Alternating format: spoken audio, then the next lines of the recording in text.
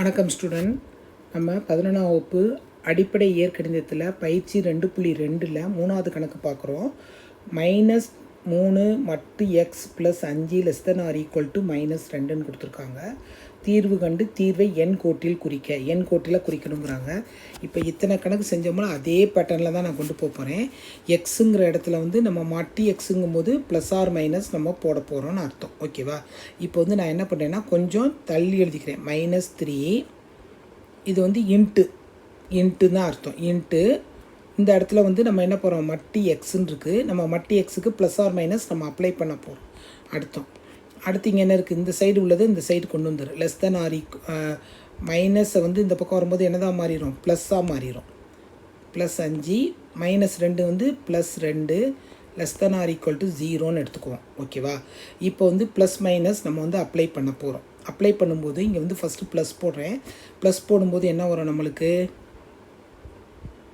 Plus போடும்போது minus into plus minus தான். -3x plus 5 2 7 <= 0. அப்படின்னா என்ன வரும், -3x <= -7 -x <= -7/3. அப்படின்னா x is greater than or equal to minus வந்து என்னதான் ஆயிரும், ப்ளஸ்ஸாக மாறிடும். 7/3 x is greater than or equal to 3. அடுத்து இந்த சைடு வாங்க. இந்த சைடு வரும்போது என்ன வருது, இங்கே வந்து என்ன போட போகிறேன், மைனஸ் போட போகிறேன். மைனஸ் இங்கே வந்து முன்னாடி +or- நம்ம போடுவோம்னு சொல்லிட்டே மைனஸ் போடும். Minus into minus +3x + 7 <= 0.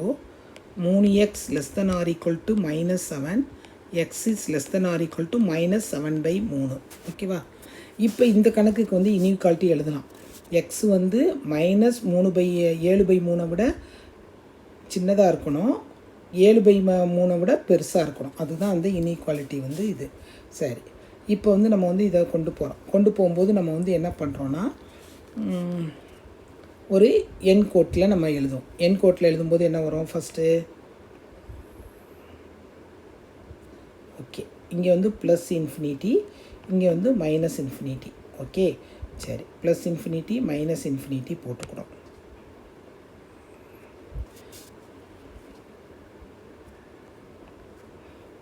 First வந்து எக்ஸ் வந்து என்ன இருக்குது, -7/3 விட சின்னதாக இருக்கணும். -7/3 விட சின்னதாக இருக்கும். அப்படின்னா -7/3 இங்கே இருக்குது. அதை விட சின்னதாக இருக்கணும்னா எக்ஸ் வந்து இதான். ஓகேவா? எக்ஸ் வந்து அதை விட சின்னதாக இருக்கணும். அப்படின்னா இந்த பக்கம் போகுதுன்னு அர்த்தம். அடுத்து வந்து என்னது, 7/3 வந்து இங்கே இருக்குது. 7/3 விட பெருசாக இருக்கணும். அப்போனா பெருசாக இருக்குன்னா பாசிட்டிவ் சைடு, இந்த சைடு போகுது. எக்ஸ் வந்து இந்த சைடு போகுதுன்னு அர்த்தம். அப்போனா இதை வந்து எப்படி எழுதலாம், தீர்வு கணம் -∞ போட்டு இங்கே ஓப்பன். ஆனால் இது வந்து என்னது, <= என்னது, கீழே வந்து ஈக்குவல் சைன் வந்துருச்சு. அப்போனா இங்கே வந்து என்ன போடணும், நம்ம க்ளோஸ்டு போடணும். யூனியன். அடுத்து இந்த என்னது, இதுக்கு இந்த பக்கம் வரக்கூடாது, இந்த பக்கம் தான் போகணும். அப்போனா வந்து 7/3 க்ளோஸ்டு. அடுத்து வந்து இது வந்து +∞ ஓப்பன். புரியுதா மாணவர்களே? இந்த கணக்கு கூட நீங்கள் இம்பார்ட்டன்ட் போட்டு வச்சுக்கோங்க. ரொம்ப எளிமையாக இருக்கும். ட்ரை பண்ணுங்கள்.